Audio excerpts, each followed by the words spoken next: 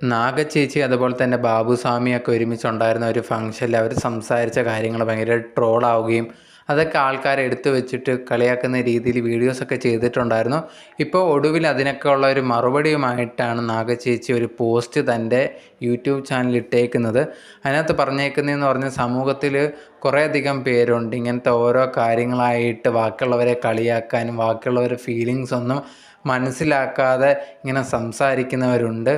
അങ്ങനെയുള്ള കുറേയധികം പുരുഷന്മാരിൽ നിന്നും കുറേ വ്യത്യസ്തമായിട്ടുള്ള 3 പേരേ ഉള്ളൂ എന്ന് പറഞ്ഞിട്ട് ഈ ഒരു ബാബുസ്വാമിയും ബാക്കി അന്നുണ്ടായിരുന്ന 2 ആണുങ്ങളെ പറ്റിയും പറയുന്നുണ്ടായിരുന്നു.